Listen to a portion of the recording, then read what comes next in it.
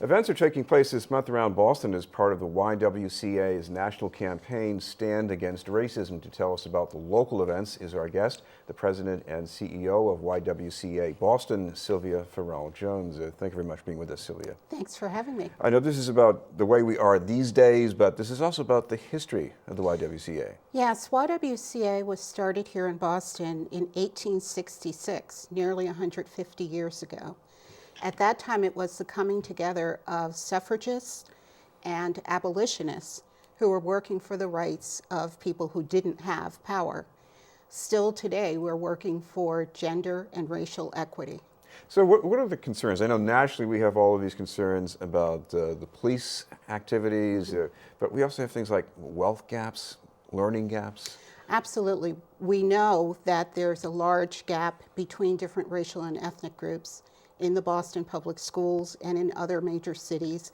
There's a racial wealth gap between different ethnic and racial groups, between whites and, say, people from Caribbean background. The Fed did a study on that recently and just released a report, the Federal Reserve Bank. We also know that there are gaps in terms of home ownership and opportunity for jobs, credit lending, all kinds of things. And these are problems that we're working to solve. What's the purpose of the events that you're planning as far as dealing with? Because it seems like some of these problems, they're pretty complex and large too. They are large and complex problems, you're absolutely right. Our primary purpose with the events of Stand Against Racism is awareness and a call to action, or to mobilize people to make changes. We think that we need to bring people together across barriers to acknowledge that racism still exists and to pledge to work together to eliminate or at least reduce it in the near term. You had an event recently in connection with the Federal Reserve report about the wealth gap. What was that like? It was a really interesting event we had just the other day at the Federal Reserve Bank. Their researcher presented on her findings of the racial wealth gap. And we had people there from corporations, from other nonprofits, from the public sector. Boston's Chief of Economic Development, John Barrows, moderated the program. The Attorney General, Maura Healey, also attended and gave some remarks about this issue.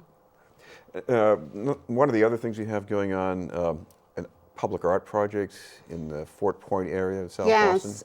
Neighborhood Health Plan has been a partner with us in Stand Against Racism for many years, and this year they have commissioned a public art project on the Summer Street Bridge over the Fort Point Channel.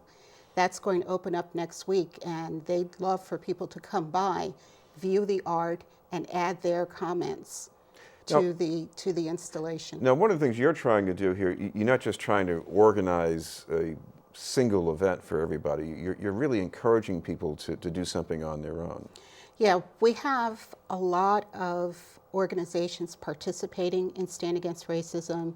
We have banks, colleges, public schools, law firms. A few examples include the law firm of Holland and Knight, Eastern Bank, which has participated by having all of their employees join in, Blue Cross Blue Shield, I've mentioned Neighborhood Health Plan, Boston Common Asset Management Firm, quite a variety of organizations. So I imagine that it's important for these groups, even if it's all about the internal workings of the organizations. You're in the health field. One of your serious concerns has to be racial disparities. You always have to serve new people in culturally appropriate ways. I guess that means this is a big deal for them. It is. Mass General Hospital participates in Stand Against Racism every year. And this year, in addition to their own programs, they are doing a program jointly with Neighborhood Health Plan. So health disparities, educational disparities, wealth gaps, these are all part of the very complex issues that emanate from the existence of racism. I guess what also happens here is you get people to talk about something they don't normally feel comfortable bringing up. It's very important to give people an opportunity to engage in the discussion in a safe environment. People are afraid that they might say the wrong thing or they might hurt someone's feelings, But when we have our Stand Against Racism events and our community dialogues and other programs, we make sure that everyone understands that we all need to learn and grow together, and that you shouldn't be afraid to say something if your intentions are good. There is a single day that's sort of a main observance day here, the That's 24th right. of April? The main focus will be Friday, April 24th. That's a week, next week. And that day, there will be activities all across the country. But in Boston, we have so many different Stand Against Racism events. We have to spread them out a bit. Right. Not enough to fit into one day. And before we leave off, we should let people know if they want more information about when and where these things are happening. You've got a website? Yes, I'd invite people to look for Stand Against Racism at ywboston.org.